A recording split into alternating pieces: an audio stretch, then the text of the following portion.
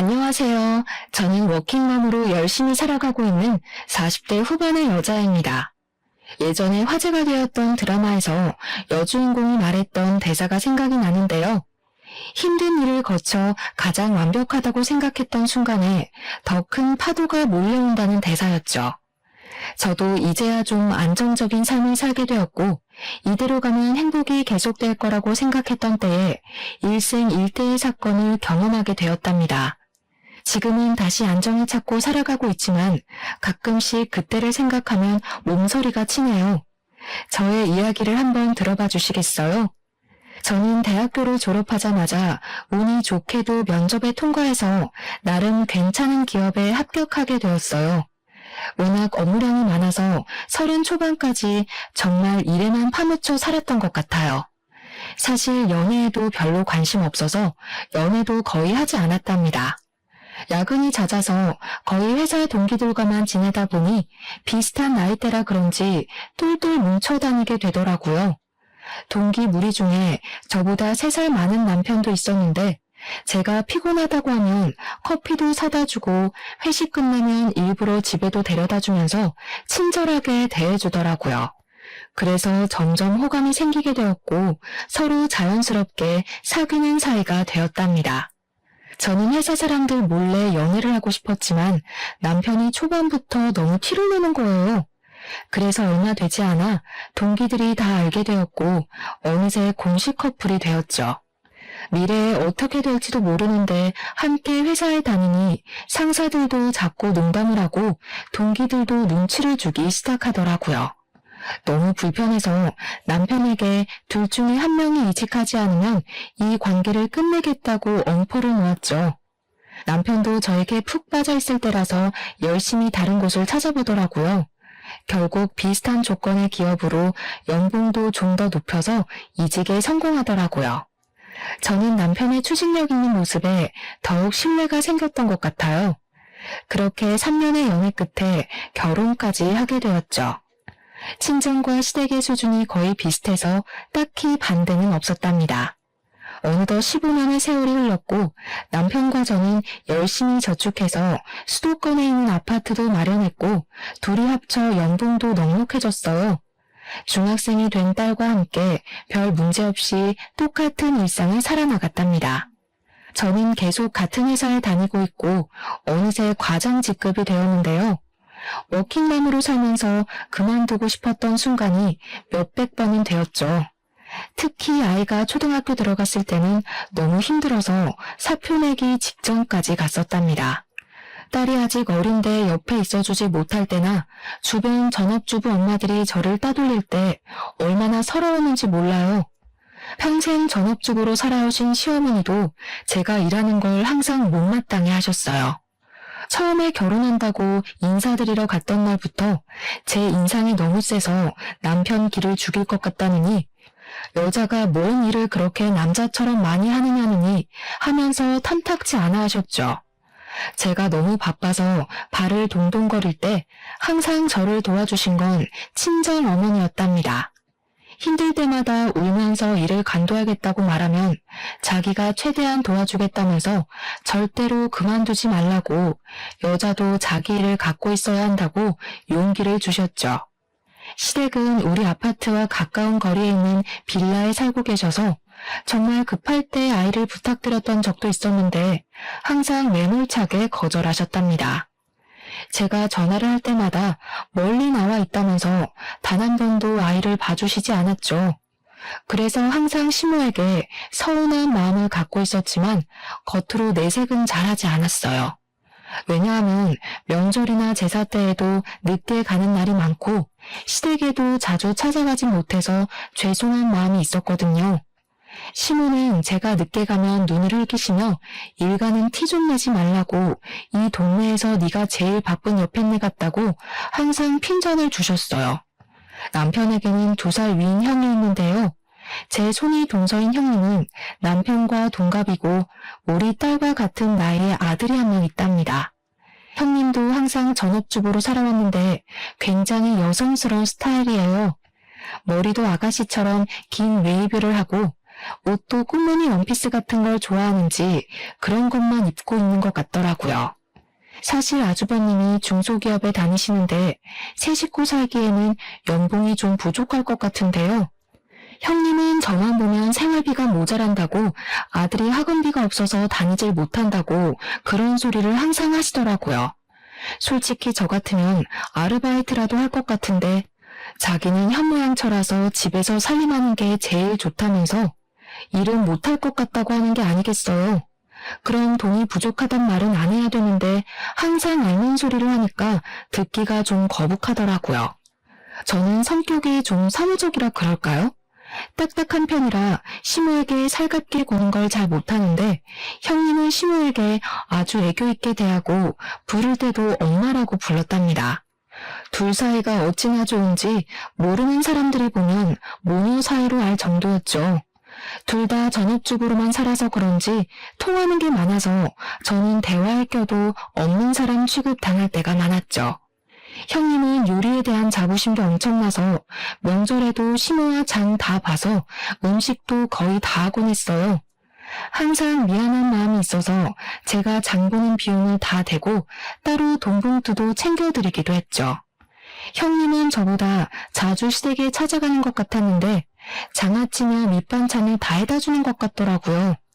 예전에 주말에 갑자기 전화가 와서는 우리 아파트 근처라면서 밑반찬 주러 왔다고 한 적이 있어서 좀 놀란 적이 있어요. 그때 형님이 집에 한번 와보고 아파트 평수가 넓어서 충격을 좀 받았던 모양이더라고요. 형님은 신혼 때부터 오래된 빌라에 살고 있어서 새로 분양받은 아파트를 보여주기가 좀 불편했거든요. 그 후로도 몇 번을 반찬했다면서 집에 가도 되겠냐고 하길래 사실 반찬을 잘 먹지 않아서 버리게 된다고, 앞으로는 갖다 주지 않아도 된다니까 한동안 엄청 차갑게 대하더라고요. 어김없이 추석 명절이 돌아왔고 남편과 딸은 먼저 시댁에 가 있었지만 저는 회사에 갑자기 일이 터져서 해결하고 가느라 저녁에야 갈 수 있었답니다. 문을 빼꼼히 열고 들어가니 형님이 꽃무늬 앞치마를 곱게 하고 저녁 식사를 차리고 계시더라고요. 시모는 저를 보고는 혀를 끌끌 차더라고요. 저는 민망해서 얼른 외투를 벗고 주방으로 들어갔죠. 이번 명절에도 어김없이 회사에 급한 일이 생겼니? 너네 회사는 명절 때만 되면 일부러 그러냐, 아니면 네가 일부러 그러는 거냐? 죄송해요. 공교롭게 명절 때랑 결제하는 시기가 비슷해서 일이 많네요. 제가 이거 할까요? 됐다. 누구 말 맞다나 다 된 밥상에 숟가락만 얹으려고? 난 너처럼 염치가 없는 애는 살다 처음 본다. 너는 이런 형님이 있는 걸 하늘이 도왔다고 생각해야 돼. 어느 누가 아무 소리 안 하고 네 몫까지 다 해주냐? 엄마, 그만하세요. 동서도 힘들게 일하고 왔는데요. 명절에 큰 소리 내면 안 좋잖아요. 제가 밥 풀 테니까 거실에 가 계셔요. 다들 둘러앉아 저녁을 먹는데 시부모를 비롯해서 남편까지 음식이 맛있다면서 형님 칭찬하느라 바쁘더라고요. 저는 꽂아놓은 보릿자루처럼 앉아서 밥을 먹었죠. 갈비 좀 먹으려고 하면 시모가 어찌나 째려보는지 저는 눈치가 보여서 앞에 놓인 밑반찬만 집어 먹었어요. 그랬더니 형님이 제 밥그릇에 갈비를 놔주면서 사람 좋게 웃는데 뭐라고 할 말이 없더라고요. 밥을 다 먹고 제가 설거지를 시작했죠. 시모는 식탁에 앉아 저를 째려보며 과일을 먹고 있었고 형님이 그릇들을 정리했어요. 설거지할 거 많은데 내가 할게. 동서는 일하고 와서 힘들 텐데 좀 앉아있어. 무슨 소리를 하니? 당연히 설거지라도 해야지 뭘 한 게 있다고. 너는 명절 내내 밥 차리고 설거지해라. 친정 갈 국민은 접어두고. 어머니, 그래도 친정은 가야죠.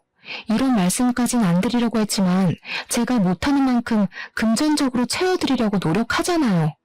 그리고 음식하기 힘드시면 요즘엔 사다 먹어도 맛있어요. 송편도 전도 사 먹는 게 더 돈도 절약되고요. 아이고, 아주 돈 좀 번다고 유난 떨기는. 네가 그딴 말을 쉽게 내뱉는 걸 보니 평소에 우리 아들한테 어떻게 해먹이는지 환히 보인다. 너 반찬이며 뭐며 깡그리 사다 먹지? 요즘 젊은 사람들은 사다 먹는 사람 많아요. 물론 음식하면 그만큼 사랑과 정성이 들어가겠지만 바쁘면 사다가 먹어도 되죠. 넌 큰애 좀 보고 배워야 돼. 세상에 이번에 마늘장아찌는 또 얼마나 맛있게 담가다 줬는지. 여자가 이렇게 살림을 꾸리고 남편하고 애들 잘 먹이고 이런 데 신경을 써야지. 널 보면 내가 억장이 무너져. 우리 아들 불쌍해서. 저는 속이 부글부글 끓었지만 시모의 말에 대답하지 않고 묵묵히 설거지만 했답니다. 그때 갑자기 형님이 제 팔 위로 뜨거운 물을 확 붓는 게 아니겠어요. 저는 너무 놀라 악 소리를 질렀죠. 순간이었지만 형님이 저를 무표정으로 노려보는데 소름이 끼치더라고요. 그러고는 바로 호들갑을 떨며 제 팔에 찬물을 마구 부어주더라고요. 어머 미안해. 급하게 버리다 보니까 잘못 봤네. 화상 입은 거 아니야? 어떡해. 저는 괜찮다고 하고 계속 찬물에 팔을 대고 있었는데 빨갛게 부어오른 걸 보니 꽤 심한 것 같았어요. 남편에게 화상연고 좀 사오라고 말했더니 시모가 혀를 끌끌 차더라고요. 질질지 못해서 그새 또 사고를 치고 남편을 부려먹어? 내가 너만 보면 혈압이 올라.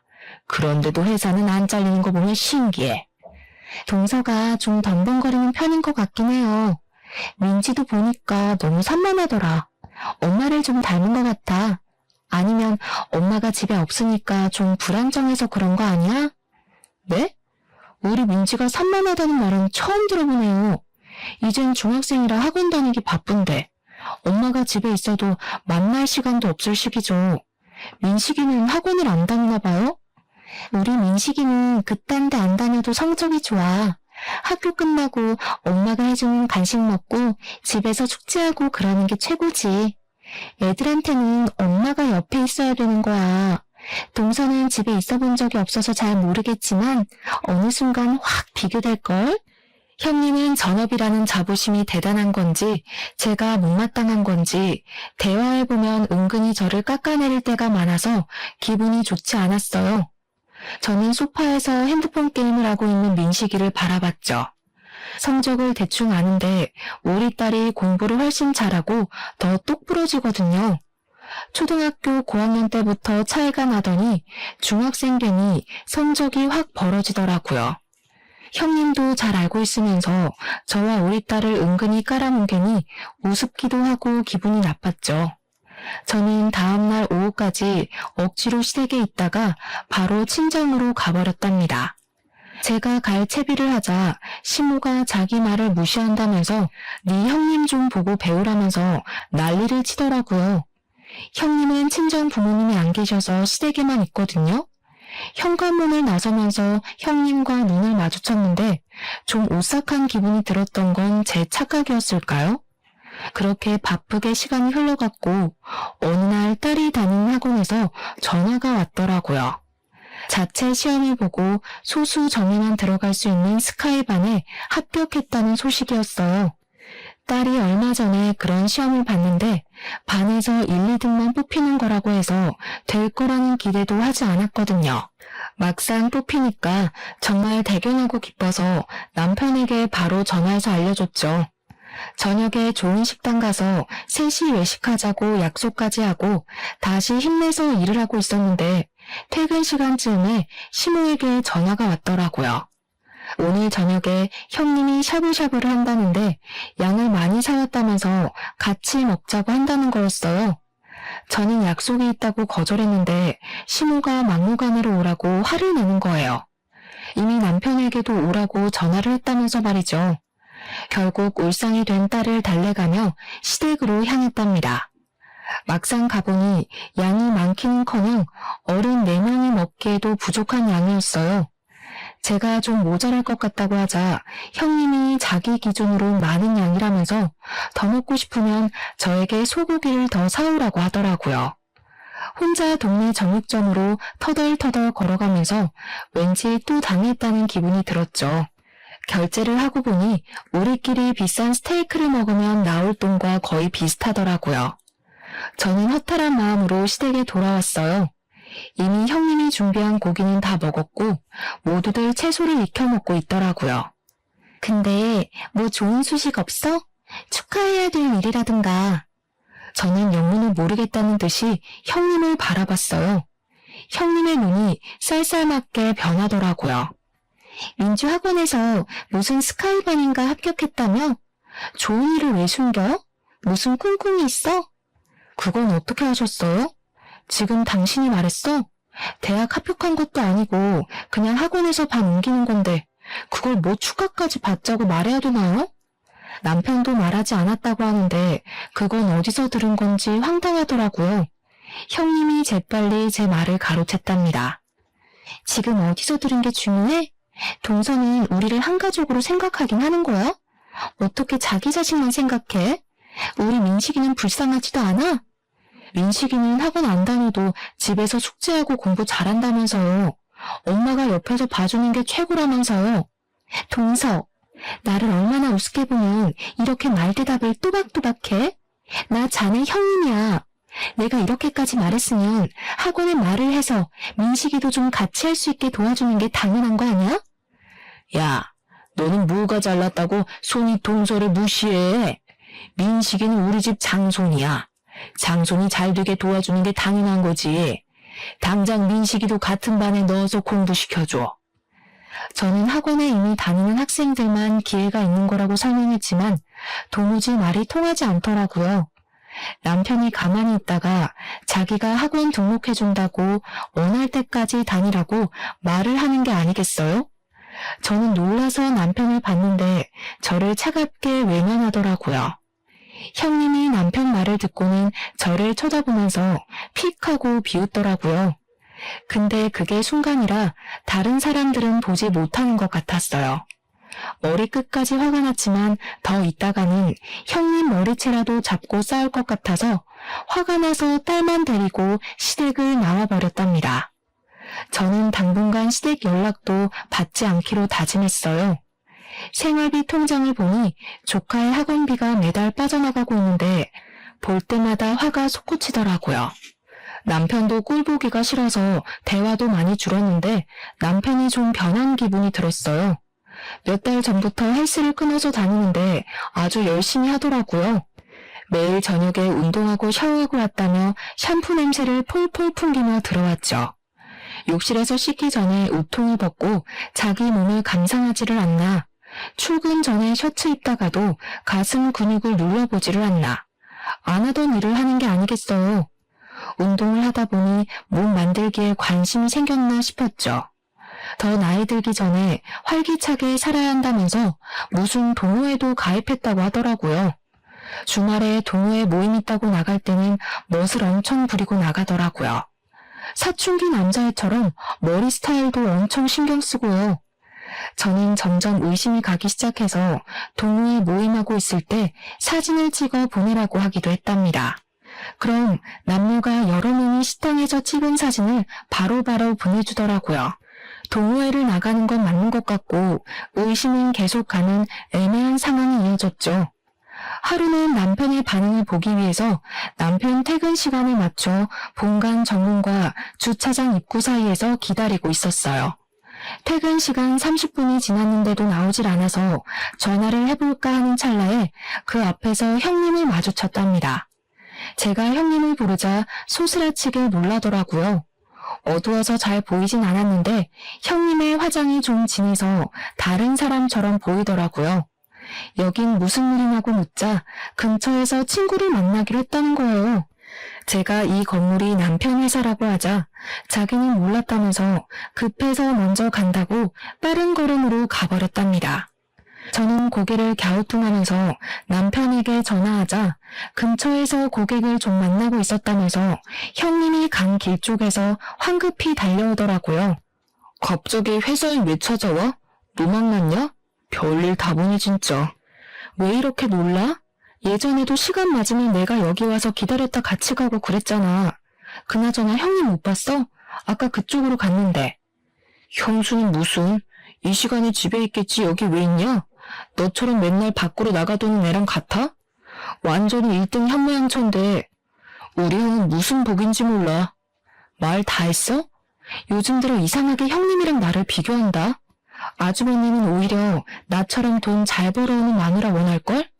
당신 혼자 벌면 이 정도로 살 수 있을 것 같아? 우리 엄마 말이 다 맞아. 너 진짜 그 돈으로 뭐든지 해결하려는 것 좀 고쳐. 내가 혼자 벌 테니까 그럼 네가 현수처럼 집에서 살림 좀 완벽하게 해봐. 나도 삼시세끼 따뜻한 집밥 좀 받아보자. 요즘에 남편이 형님과 저를 비교하는 말을 자주 하기 시작하더라고요. 시댁에 찾아간 지도 꽤 돼서 형님을 만난 적도 없을 텐데 왜 자꾸 말을 꺼내는지 수상한 기분이 들었죠. 남편이 잘 때 핸드폰을 뒤져보기도 했지만 다른 여자의 흔적은 전혀 발견할 수가 없었답니다. 남편은 가지도 않던 출장도 한 달에 한 번씩은 꼭 가기 시작했는데요. 저는 남편이 출장을 가면 서재를 한 번씩 싹 뒤져보려고 벼르고 있었어요. 그렇게 2일 동안 출장을 간다고 나가기가 무섭게 서재를 살펴봤는데 서랍장 구석에서 종이로 둘둘 싼 뭔가를 발견했답니다. 풀어보니 핸드폰이더라고요. 핸드폰을 켜보니 비밀번호가 걸려있어서 볼 수가 없더라고요. 저는 바로 포렌식을 많은 업체를 검색해서 핸드폰을 가지고 갔어요. 비밀번호를 잃어버려서 도저히 열 수 없다고 했고 몇 분 지나지 않아 많은 양의 사진과 메시지를 받아볼 수 있었어요. 역시나 남편은 외도를 하고 있는 듯 보였어요. 20대가 풋풋한 연애를 하듯이 한 여자와 무수히 많은 사진을 찍어놓았더군요. 회사 동료로 만나 20년이 안 되는 세월을 함께 겪으며 인생의 한 팀이 되어간다고 생각했었는데 그건 저만의 착각이었던 거죠. 남편에 대한 믿음이 산산조각이 난 순간이었답니다. 저는 딸이 들을까봐 몰래 가슴을 치며 소리 죽여 울었어요. 저는 남편을 용서할 수 없었기에 헤어지기로 결심했고 남편이 출장에서 돌아오기만을 기다렸죠. 남편이 아주 신나는 얼굴로 집에 들어오더라고요. 저는 소파 테이블 위에 남편의 핸드폰을 올려놓고 남편을 가만히 쳐다봤어요. 핸드폰을 발견하곤 순식간에 얼굴이 굳어지더라고요. 그러더니 얼른 핸드폰을 휙 채가버리더군요. 그렇게 가져가봐야 이미 안에 있는 거 다 봤어. 너 바람 피우니? 너 나 없을 때 책상 다 뒤졌냐? 기어이 핸드폰까지 다 뒤지고? 너 이거 범죄야. 사생활 침해라고. 사생활 좋아하네. 다시 한번 물을게. 너 사진 속 그년이랑 바람 피우냐? 천박하게 바람이 뭐야? 남자가 잠깐 흔들릴 수도 있는 거지. 어떻게 평생을 한 여자만 보냐? 생각하는 거 하고는 이거 완전히 쓰레기였네. 너는 분리수거도 안 되고 그냥 쓰레기 봉투에 묶어버려야겠다. 당장 앞장서 너네 집으로 가. 저는 형님 부부에게도 시댁으로 오라고 전화를 해놓고 남편을 끌고 시댁으로 갔어요.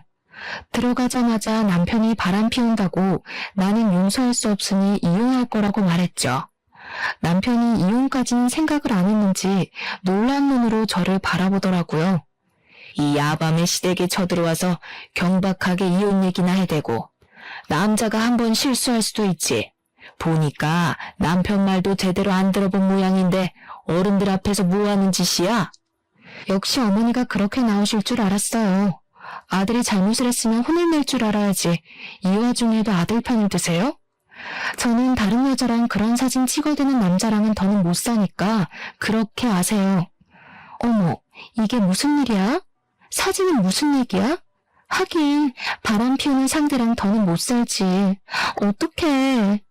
무슨 이혼이 애들 장난이야? 난 너 처음 봤을 때부터 마음에 안 들었어. 맨날 회사 그러면서 시댁을 우습게 보고 말이야. 네가 한 번이라도 시분 밥을 차려준 적 있어? 며느리 노릇도 한 번도 안 해본 게? 지금까지 매달 용돈 빠짐없이 드렸어요. 어머니는 맨날 돈으로 퉁친다고 하는데요. 육아휴직하고 돈 없을 때도 아파트 이자 내느라 빠듯할 때도 꼭 어머님 용돈은 챙겨드리려고 제가 얼마나 노력했는지 아세요? 친정에는 용돈 드리지도 않는 거 어머니도 아시잖아요. 또 그놈의 돈으로 유세 떠네. 니까짓 게 얼마나 번다고. 야, 됐어. 우리 아들하고 당장 이혼해. 어디서 천박한 게 들어와서 이런 분란을 만들고 난리야? 보고 있던 남편이 머리를 마구 쥐어뜯으며 소리를 지르기 시작하더라고요. 아주버님이 형님을 말리고 형님은 저를 또 무표정으로 쳐다보고 있더라고요. 저는 무시하고 시댁을 나와버렸죠. 딸이 한창 민감한 나이라 어렵게 말을 꺼냈는데 다행히 저를 따라오겠다고 하더라고요. 어차피 이혼하려면 시간이 걸리기에 모든 게 끝날 때까진 흔들리지 말고 일상을 살아나가기로 결심했죠.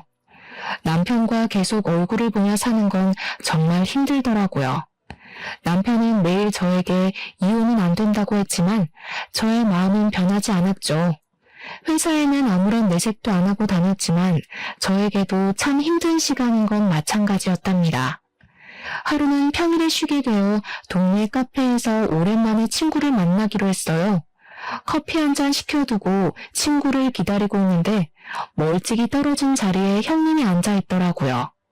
그런데 형님답지 않게 또 진한 화장을 하고 있더라고요. 옷을 보니 미니스커트를 입고 있어서 놀랐죠. 어찌나 친구와 깔깔대며 크게 웃는지 카페 안에 사람들이 다 쳐다볼 정도였답니다. 저는 누구와 저렇게 얘기하나 싶어 형님 맞은편에 벽에 가려진 자리로 옮겨 앉아 보았어요. 알턴이가 빠지니까 얼마나 속이 시원한지 몰라. 그동안 그 쌍판 보느라 얼마나 재수가 없었는지. 다 네 덕이다 얘. 서로 돕고 사는 거지.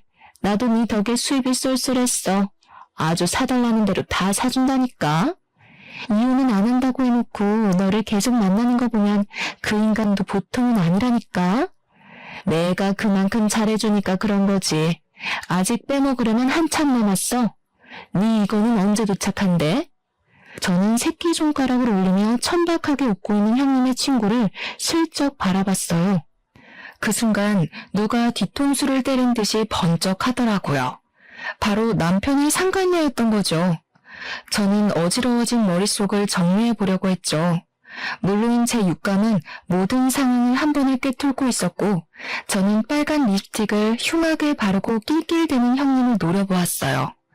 저는 얼른 둘이 같이 있는 사진을 찍어두었죠. 그때였어요. 한 젊은 남자가 껄렁하게 걸으며 형님 옆으로 다가오더라고요. 형님이 남자를 발견하고는 활짝 웃으며 팔짱을 끼고 바로 나가더라고요. 저는 바로 형님 뒤를 쫓았답니다.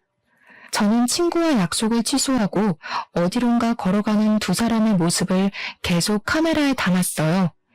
형님은 남자의 허리에 팔을 척 두르고 아주 신나서 걸어가더라고요.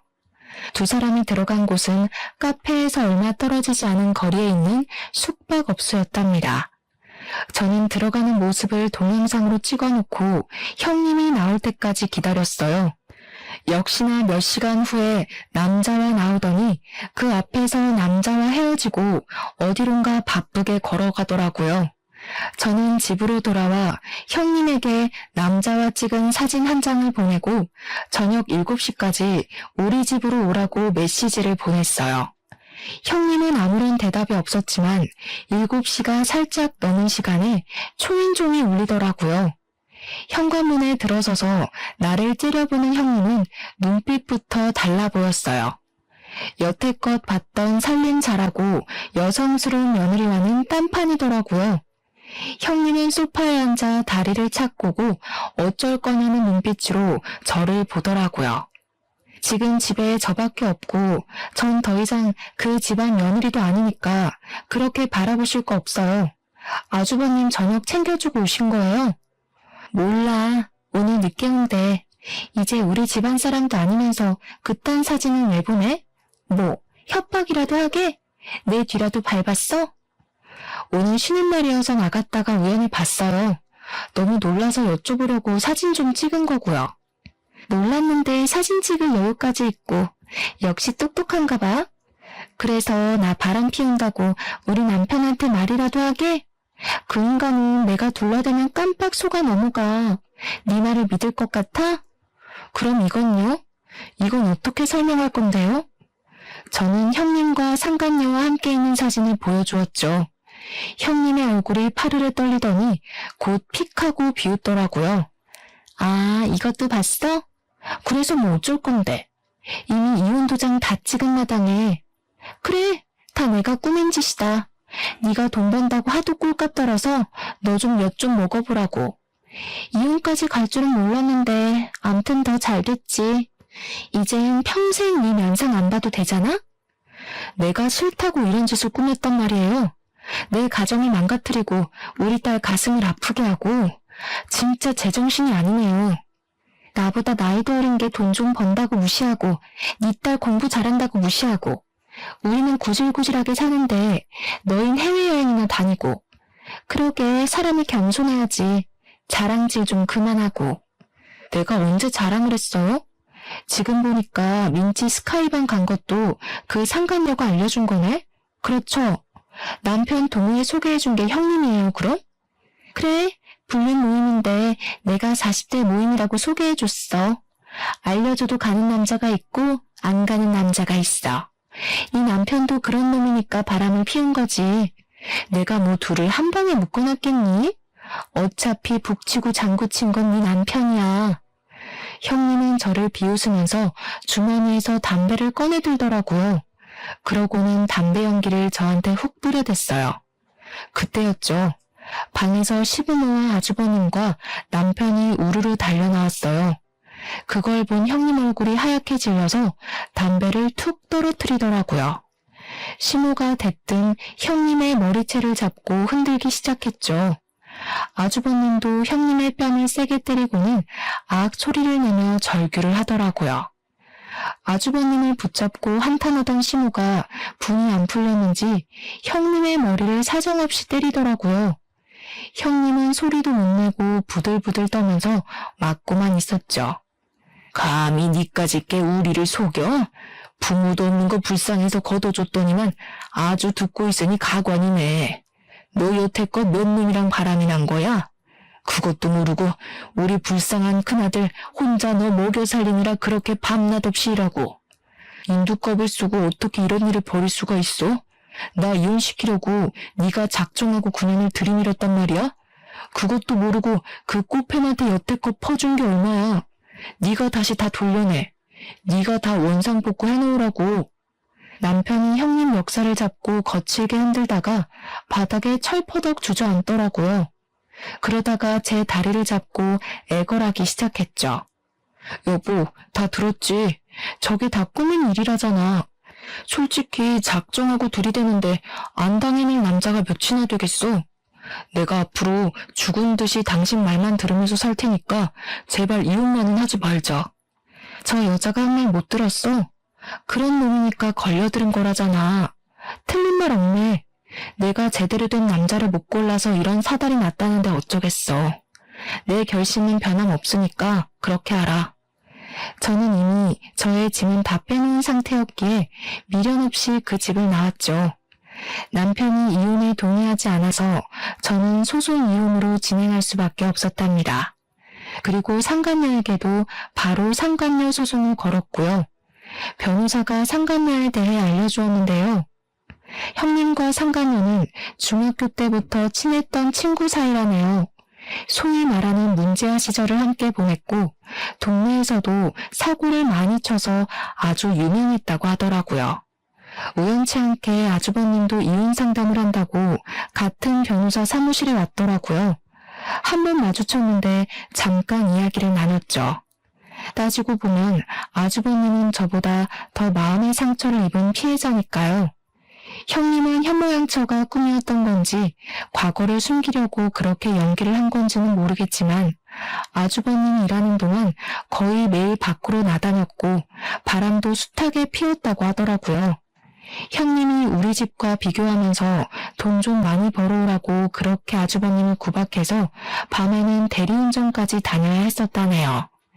너무 바쁘고 형님을 믿었기에 신경 쓰지도 않았었는데 이번 일로 시조카가 오면서 자기가 아는 건 다 이야기해 준 거라고 해요.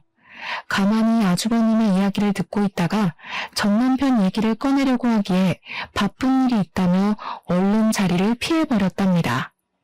워낙 남편의 증거가 확실했고 남편도 반성을 해서 소송은 비교적 짧은 시간 안에 끝날 수가 있었네요. 아파트의 절반 가격을 받고 위자료도 받을 수 있었죠. 딸의 양육비도 매달 받는 것으로 판결이 났답니다.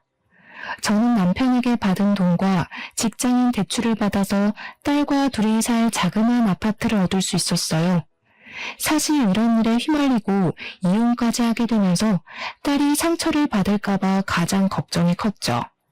이제 자기도 컸다면서 엄마의 마음을 이해한다면서 오히려 저를 위로해주는 딸이 있어 좀 더 빨리 일상으로 돌아올 수 있었던 것 같아요. 그렇게 이혼한 지 반년의 시간이 지났고 저는 딸과 둘이 살아가는 삶에 익숙해지고 있었죠. 어느 날 퇴근하고 집에 돌아오니 낯익은 신발이 현관 앞에 있는 게 아니겠어요. 그리고 아주 커다란 짐가방이 놓여 있더라고요. 놀라서 들어가 보니 역시나 시모가 떡하니 앉아 있더라고요. 그 옆에선 딸이 저의 반응을 보고 안절부절 못하고 있더라고요. 딸에겐 할머니니까 어쩔 수 없이 문을 열어주었겠죠. 저는 딸에게 괜찮다고 눈짓을 보내고 방에 들어가라고 했어요. 여긴 어떻게 알고 온 거예요? 아니, 어떻게 여기로 올 생각을 하세요? 어미야, 내가 다 잘못했다. 내가 그 불려한테 홀려서 진짜 나를 생각하는 내 며느리를 잃은 게 너무 한이 된다. 내가 이렇게 사죄하마. 시모는 제 앞에서 무릎을 꿇더니 양손을 빌기 시작하더라고요. 저는 시모를 억지로 끌어서 일으켰죠. 왜 이래요 이제 와서. 얼른 나가요. 경찰 부르기 전에. 또 찾아오면 진짜 가만히 안 있을 거예요? 애미야, 제발 나 좀 용서해 주렴. 내가 갈 데가 없어. 늙은 시어미가 길거리에서 자다가 죽었으면 좋겠니? 아니면 딱 한 달만 여기서 좀 지내게 해다오. 응? 이게 무슨 말 같지도 않은 소리예요? 누가 내 시어머니야? 나 같은 며느리 필요 없다고 내칠 때는 언제고. 나가요, 나가. 내가 진짜 갈 데가 없어서 그래. 첫째가 이혼하고 일도 때려치우고 맨날 술만 마셔. 나만 보면 집안 살림 다 때려 부수고 나가라고 소리를 질러서 내가 집에 있을 수가 없다. 아이고, 내 신세야. 그건 제 알바가 아니에요. 저는 더 이상 그 집하고 얽혀있는 사람이 아니라고요. 이 더러운 가방 갖고 당장 나가요, 당장. 저는 시모를 있는 힘을 다해 문 쪽으로 밀었죠. 시모가 신발장을 붙잡고 엉엉 울면서 버티고 있는 걸 보니 어이가 없더라고요. 전 남편에게 바로 전화를 걸어서 당장 모시고 가라고 소리를 질렀답니다. 30분도 안 돼서 전 남편이 왔더라고요. 둘이 짠 건지 문을 열어주니 전 남편이 마구 비집으면서 결국은 거실까지 들어오는 게 아니겠어요. 오랜만에 본 전 남편은 회사도 다니지 않는지 더벅머리에 수염도 덥수룩하고 초췌한 얼굴을 하고 있더라고요. 전 남편은 조금 전에 시모마냥 제 앞에 무릎을 꿇고 손을 싹싹 빌기 시작했답니다. 여보, 제발 우리 다시 합치자. 내가 부모님이랑 형이랑 그 코딱지 같은 집에서 정말 죽지 못해 살아. 그 나쁜 놈은 형이 이혼소송 승소했는데도 형 돈을 다 가지고 튀었어. 우리 민지를 생각해서라도 나 좀 살려줘. 이혼한 뒤로 양육비는커녕 민지한테 전화도 한 번 안 한 게 무슨 아빠라고 내 딸 이름을 들먹여. 둘 다 이렇게 난다 이거지? 전 남편의 행동을 보니 더하면 더했지 순순히 시모를 데려갈 것 같지가 않더라고요. 저는 동네 창피했지만 어쩔 수 없이 경찰을 불렀어요. 경찰들이 와서 남편과 시모의 팔을 잡고 달래며 문 밖으로 끌어내기 시작했답니다. 그때 경찰에게 잡힌 시모가 저한테 확 달려들면서 살려달라고 악을 쓰는 게 아니겠어요. 저는 너무 놀라서 뒤로 물러섰답니다. 아무리 봐도 정상적인 사람처럼 보이지가 않더라고요. 경찰이 시모와 이런저런 대화를 해보더니 아무래도 치매 환자인 것 같다고 말을 하더라고요. 저는 놀라서 전 남편을 쏘아봤는데 남편은 이미 다 알고 있었던 듯이 고개를 푹 숙이고 아무 말이 없더라고요. 시모는 아들 2명이 한꺼번에 이혼한 충격이 너무 컸는지 이상한 행동을 자꾸 하다가 결국 치매 판정을 받았다고 했죠. 전 남편이 갑자기 눈물을 절절 흘리면서 제 앞에 털썩 주저앉았답니다. 엄마가 당신한테 얼마나 미안하셨으면 치매 걸린 뒤로 당신밖에 기억을 못해. 맨날 당신 얘기하고 찾으러 가야 한다고 그러고, 당신이 우리 엄마 좀 용서해줘. 당신 없으면 나 죽어. 그니까 지금 내가 치매 걸린 너네 엄마랑 술만 먹어대는 아주버님이랑 엄마가 도망간 조카 데리고 너 보듬으면서 같이 살아달란 말이네? 돈도 내가 다 벌어오고. 너는 진짜 끝까지 쓰레기 짓을 하는구나. 이 양심도 없는 놈아. 당신이랑 우리 민지만 있으면 나 다시 예전으로 돌아갈 수 있어. 제발 나 좀 살려줘. 민지야, 민지야 아빠 왔어. 전 남편이 딸의 이름을 계속 부르자 어느새 딸이 문을 빼꼼히 열고 보고 있더라고요. 저는 얼른 방으로 들어가라고 소리치고 현관문을 닫아버렸어요. 네가 뭘 잘했다고 민지 이름을 입에 올려. 얼마나 더 애한테 상처 주려고 그래.